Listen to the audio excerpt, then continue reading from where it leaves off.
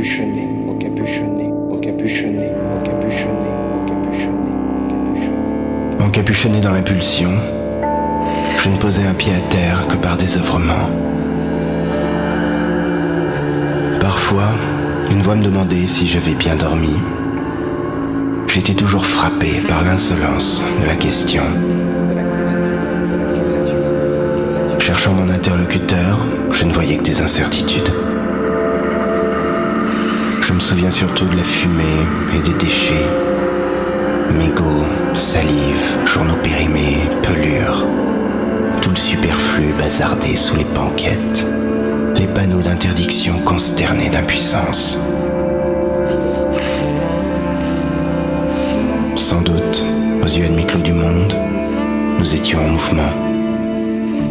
Sans doute, une trajectoire s'esquissait. Je ne discernais pourtant qu'une arborescence de lignes de fuite, plus illusoires les unes que les autres. Vu de l'intérieur, tout était cataleptique. Vu de l'intérieur.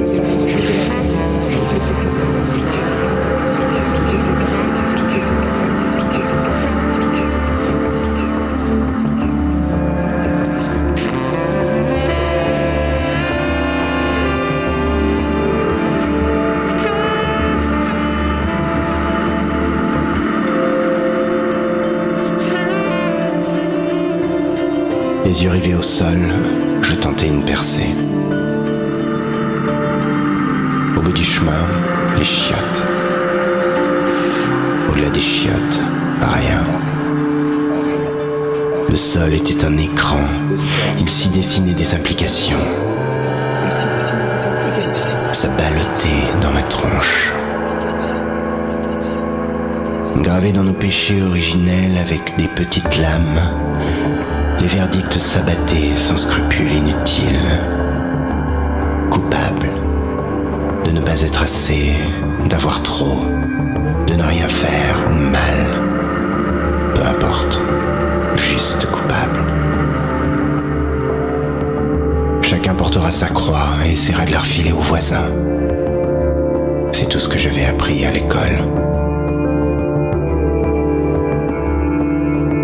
Une vieille femme se trémoussait sur sa couchette et grainait ses dents d'un sourire vache. Sans doute espérait-elle qu'on les lui compte et qu'on les lui achète. Première apparition nette, première indulgence. Ignore le monde, avais-je promis. Ça avait des allures de vœux pieux. Il fallait que j'aille vomir.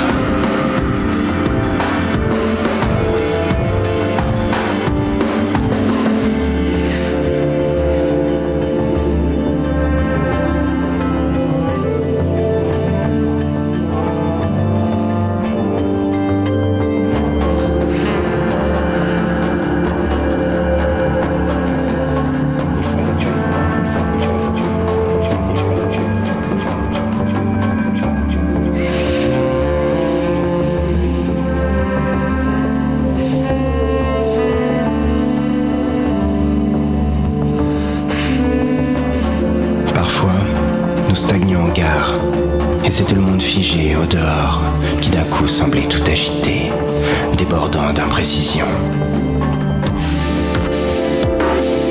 Sous le halo blanc des néons, des formes s'affairaient à reconstruire frénétiquement ce que leurs aïeux avaient soigneusement déglingué.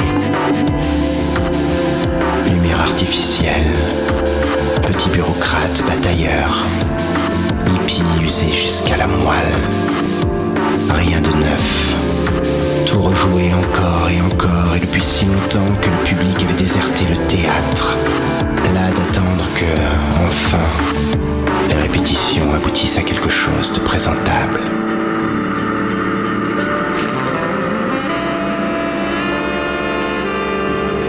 Les apsaras s'enivraient dans les coulisses, hilars. Elles ne montraient sur scène que lorsqu'on les en prierait.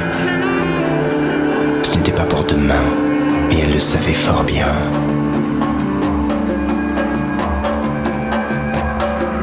J'avais longtemps pris part à tout tout ça. Puis un beau jour, j'étais parti en claquant la porte. Personne n'avait rien remarqué.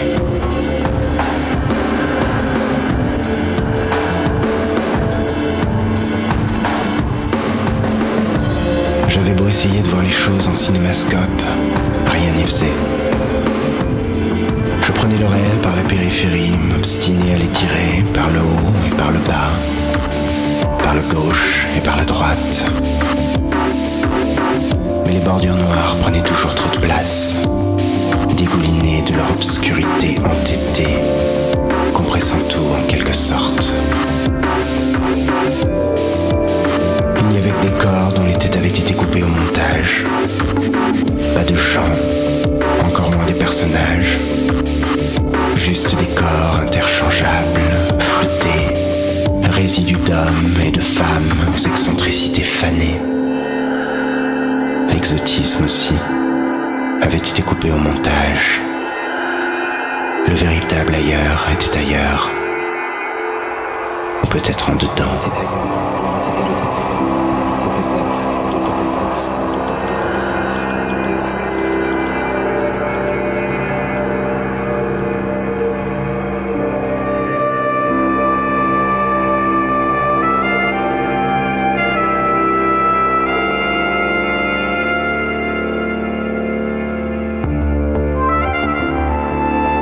Toutefois, il fallait bien regarder ailleurs.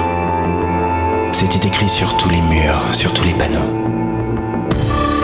Tout était en désordre, alors on tournait la tête de tous côtés, et chaque fantasme assouvi ne faisait que rendre le tableau encore plus flou.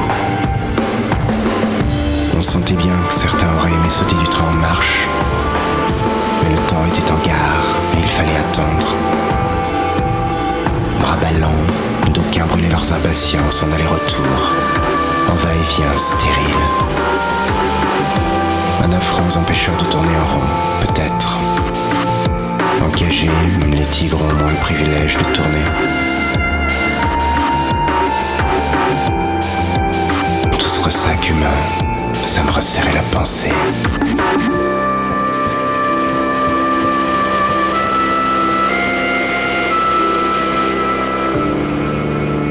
C'est comme ça qu'il faut faire, répétait l'homme assis en face, avant de s'arracher la langue et de la jeter par terre, avec le reste. Lamentable lambeau de chair. La scène était jouée en boucle. Je ne voulais rien savoir, mais à la 103e représentation, je craquai et me posai finalement en spectateur. Il se délecta de pouvoir enfin me bouffer la cervelle. Lui non plus n'avait pas de visage, juste une boule noire sur les épaules et de la persévérance. Ça ne suffira jamais à faire un homme, songeai-je. Tous ces corps sans tête, ça ne menait à rien. J'avais beau m'efforcer de rêver seul, la foule avait encore une certaine emprise. J'avais beau m'efforcer de rêver seul, j'ai forcé de rêver seul, j'ai forcé de rêver seul,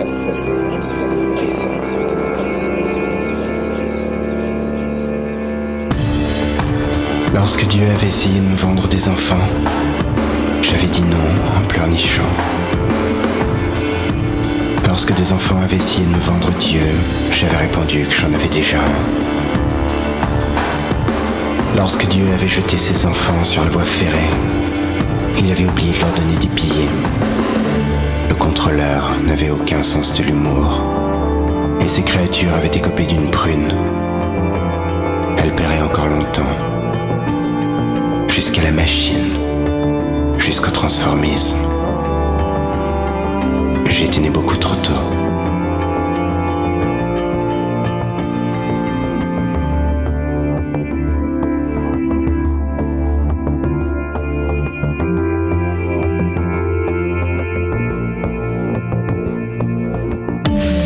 J'étais parti pour trouver une fleur.